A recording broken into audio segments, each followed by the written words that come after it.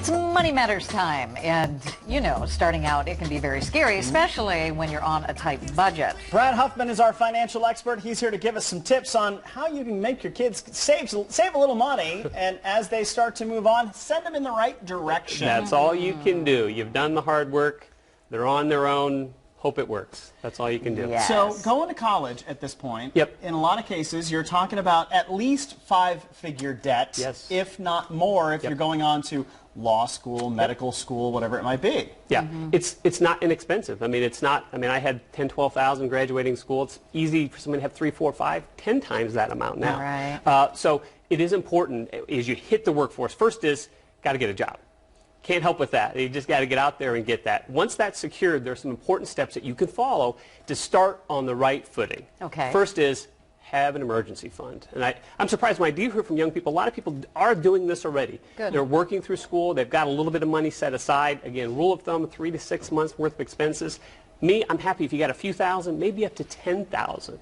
You don't need to keep 20,000. I mean, not that any college student would have that kind of money, but just have that bucket ready, because if something happens, you don't want to use the credit card. Where do you come up with that, though? I mean, that's the hard part, is when you're working a barely minimum wage job, then you've got to try to save that. How do you get there? Skim, skim, skim. If it's $50 a week, somewhere be able to shove that money in there. You really do need to have something to start with. I still remember my first rent check came from an award that I won at graduation. I didn't have the money. So just literally starting little by little. You're not going to have this big chunk. Now, if you have graduation money coming in, maybe some gifts, maybe use that. Get your bucket started. Use those, whatever you have available. A sugar mama, that works too. That is a great way to get the process going. Just a little hard to do that. But you know, I did see something. It was a high schooler, I believe. No, it had to have been a college person that posted something on Facebook yesterday saying, I just graduated literally Saturday, and here came already the notice that I'm paying back these student loans. Yes. Oh, that fast. Yeah. And that leads us right into step 2 is be prepared for those student loans. If you didn't need loans, forget about what we're going to talk about. But for most people, it's a reality. You're going to have that, and you're going to get your diploma, and then about 6 to 9 months later, you're going to start paying. Right. So it's important to sit down, get out a sheet of paper, write down what you owe, write down the interest rate, write down what your payment's going to be, and even the term. Get familiar with what's coming. Also, maybe consider, before you even begin the official repayment, maybe a loan consolidation is going to make sense. If you have multiple loans, consolidate it, maybe lock in a low interest rate. Rates are still very low, but some of the interest rates may be up to 6, 7, 8%. Maybe you can get a better loan, bring the rate down. Studentloans.gov is a great place to start for that. All right. And we need to watch the spending, as easy as it is to fall on those habits. Yeah, there's no doubt. When it comes to spending, you have an check coming in, maybe you see the new iWatch or whatever it is, and you want to resist the urge to do that. I've worked with a lot of millionaires, and they didn't start out that way. They had to forego those big purchases, put those on the back burner.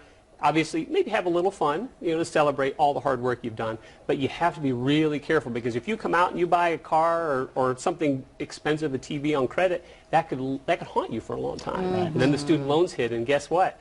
You're in trouble. And you don't want to start out behind the 8 ball. If you have student loans, you're already at a slight disadvantage, but you don't need to let that be an anchor dragging you down in your entire financial life. You have to be smart about that. One payment leads to another payment, leads to another, and the next thing you know, you've got more than you know what to do with. Right, yeah. And if you do have the money left over, after the emergency fund, start the retirement planning. I mean, it sounds silly at 22, 23, but do start early. I don't care if it's an infinitely small dollar amount to get the process going.